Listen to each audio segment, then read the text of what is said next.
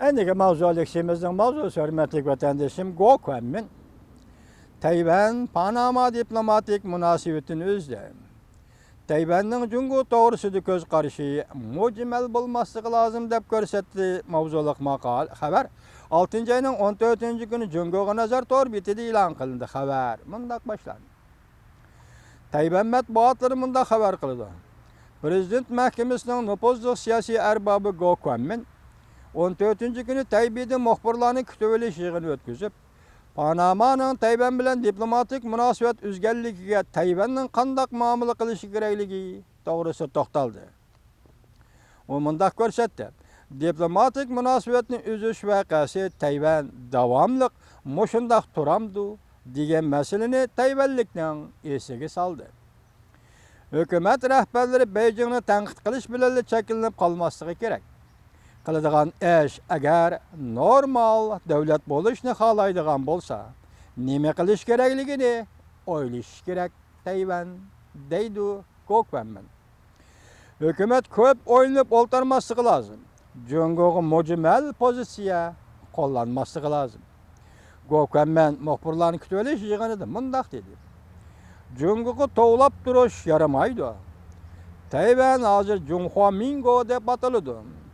BDT'den çıkarıp itilgandan keyin dünya Tayvan'ı bir devlet deb tanımadı. Yani bir neçə yıldan keyin Tayvan'ı etiraf qiladigan devletler sani nölge tushib qalsa, ahmiyati nima bo'ladi? Panama'nın diplomatik münasebetini üzüşü Tayvanlikning samiga salgan chaqdagi Tayvan mushundaq ketaverish kerakmi degan bir so'zni Gökmen hazır Tayvanlikning samiga salgan kishi bo'lib hisoblanadi. Tayvan nima qilish kerak? Nima inshaalloh ko'rsatish kerak deb savol qo'yildi oxirida.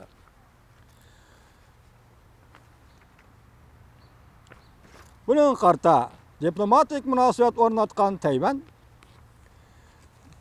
davlatdir. Turishliq, 5 davlat turishliq. Ish o'rni. Tayvan diplomatik münasebet o'rnatmagan boshqa davlatlar Tayvanning ish boshqarish o'rni bor. Shundaq ish boshqarish o'rni qurgan 5 davlatlik Tayvanning ish boshqarish o'rni o'zining ismini o'zgartirishga majbur bo'ldi. Bu xabar 6. ayning 15. kuni Amerika ovozidan Xitoy tili programmasi e'lon qilindi. Xabar mundaq boshlandi. Tayvan Tashqi ishlar ministrligi mundaq ko'rsatdi.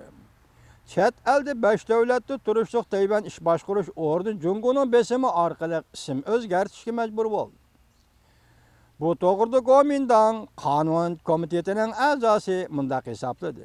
Ikki qirg'oq munosabatini yaxshilagandala tashqi munosabatni yaxshilag'ili bo'ladi. Biroq davr kuchi partiyasining komitet mundaq taklif berdi. Tayvan hukumati an'anaviy diplomatiya andizisi o'zgartirish lozim.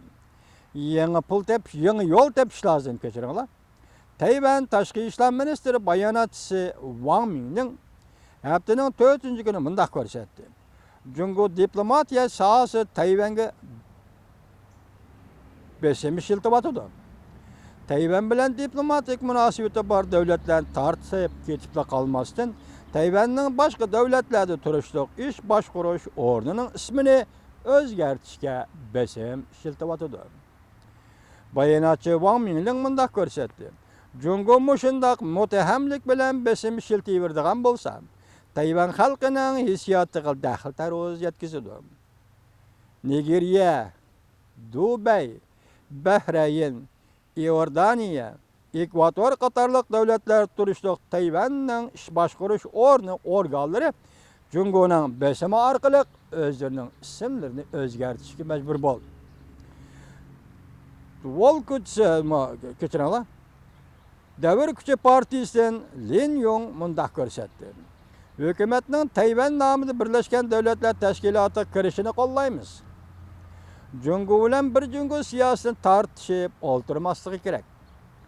Amal va normal talaffuz bilan fikr qilsak, 23 million Tayvanlik Birlashgan Davlatlar Tashkilotiga a'zo bo'lib kirish kerak. Demak, bu vaziyatda hozir davr kuchi partiyasining a'zosi Lin Yong yuqorida ko'rsatdi.